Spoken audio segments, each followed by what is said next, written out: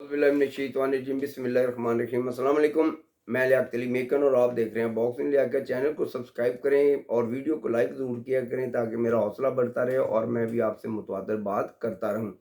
21 अक्टूबर के हवाले से आज का मेरा प्रोग्राम है कि मियां नवाज शरीफ की वापसी के बाद क्या पाकिस्तान के अंदर जो सियासी लाए अमल है उसमें कोई तब्दीली आएगी या कि जैसे वो चल रहा है बिल्कुल ऐसे ही चलता जाएगा। सिर्फ मुस्लिम लीग नून के बारे में मेरा आज का प्रोग्राम है और अपनी बात को मुख्तसर छोटा करके ख़त्म करने की कोशिश करूँगा और फिर उसके बाद पाकिस्तान तहरीक इंसाफ की जो सियासी हिकमत अमली है उस पर बात करनी है और गज़ा पे बात करनी है, लेकिन उसके मैं अलहदा वीलॉग बनाऊँगा। 21 अक्टूबर को मियां नवाज शरीफ की वापसी और इसके हवाले से और मुस्लिम लीग नून के अंदर किसी भी एक आलम दीन का होना बहुत ज़रूरी था और एक मुस्लिम लीग नून को नया आलम दीन मिल गया। मैं उसका नाम क्या है इस पर बात करूँगा। मुझे याद है कि जब से शरीफ फैमिली और तहरीर कादरी के दरमियान फासले हुए तो उसके बाद से कोई भी एक ऐसा बंदा मतवातर मुस्लिम लीग नून के साथ अटैच नहीं रहा जो कि मज़हब को समझता हो। इससे पहले तौबा इस्तगफार राना सनाउल्लाह भी एक बयान दे चुके हैं मियां नवाज शरीफ के इस्तकबाल और उनको वोट देने के हवाले से और वज़ीर आज़म बनाने के हवाले से, लेकिन उसके बाद उनको खामोश करा दिया गया। और खामोश नहीं करा दिया गया बल्कि उनके ज़मीर की आवाज़ के मुताबिक उन्होंने अपनी ज़ुबान को बंद किया और वो ये समझते हैं कि मैं एक गलत बात कह चुका हूँ। इसी तरह का बयान आइंदा एक दिन पहले असदुर्रहमान रमदे जो कि खलीलुर्रहमान रमदे के भाई हैं और इनके जो दूसरे भाई थे वो 3 स्टार जनरल रह चुके हैं और चीफ ऑफ आर्मी स्टाफ की दौड़ में बड़े उम्मीदवार कैंडिडेट थे, बड़े मजबूत कैंडिडेट थे जब कमर जावेद बाजवा को पाकिस्तान आर्मी चीफ बनाया गया और पाकिस्तान आर्मी की जो कमान उनके हवाले की गई। उनके भाई हैं जी असदुर्रहमान रमदे साहब जो कि एजाज़ी एमएनए हैं। जैसे स्कूलों में बच्चों को एक एजाज़ी शील्ड दी जाती है तो बच्चों को वो शील्ड भी बड़ी प्यारी होती है, चाहे वो कोई एजाज़ी ही क्यों ना हो, वो उसको भी इसी तरह संभाल के रखते हैं कि शायद हमें बहुत बड़ा एक हमने स्कूल के अंदर कोई कारनामा अंजाम दिया है। प्राइवेट स्कूल्स बच्चों के में एक ये जो होती है तलब होती है, बच्चों के अंदर जो ख्वाहिश होती है उसको पूरा करने की कोशिश करते हैं ताकि बच्चे और वालिदैन स्कूल के साथ अटैच रहें।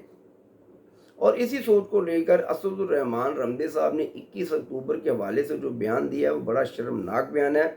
क्या किसी भी सियासी कायदीन के लिए हमें इस तरह के अल्फाज इस्तेमाल करने चाहिए?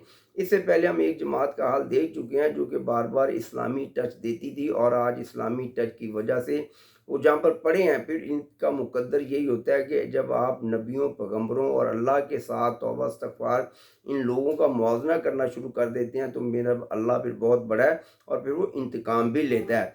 मैं चाहता हूँ कि असदुल रहमान रमदे साहब जो हैं वो पाकिस्तानी मीडिया पर आएँ और आकर बाकायदा कौम से माफ़ी मांगें कि वो फ़र्ते जज्बात में मेरे मुंह से निकल गया। मियां नवाज शरीफ का इस्तकबाल करने के हवाले से उन्होंने जो बयान दिया है, उन्होंने ये कहा है कि मियां नवाज शरीफ का जो इस्तकबाल करेगा मैं उसको जन्नत की बिशारत देता हूँ।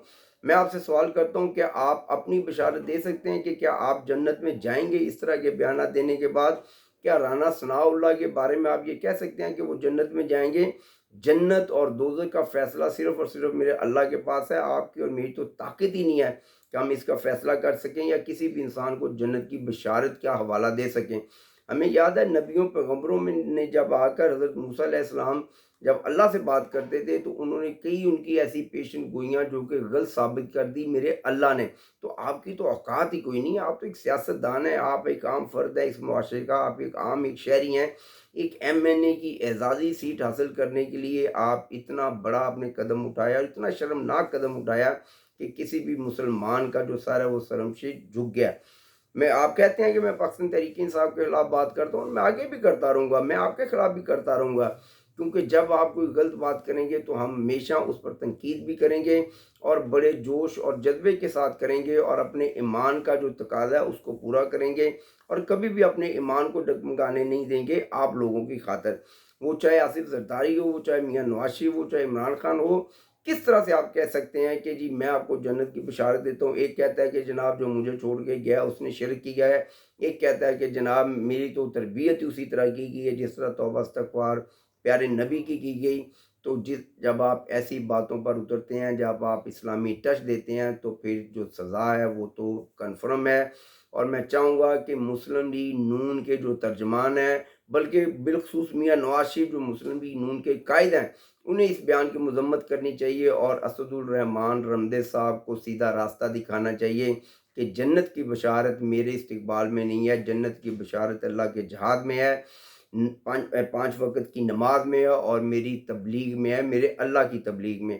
اور اس باتوں سے، ایسی چیزوں سے ہمیں گریز کرنا چاہیے جو ہمیں ایمان سے بھی تھوڑی دوری پر لے جائیں، اور پھر دنیا بھی ہم پر تنقید کرے اور لعنتیں جو ہیں وہ ہم پر بھیجیں۔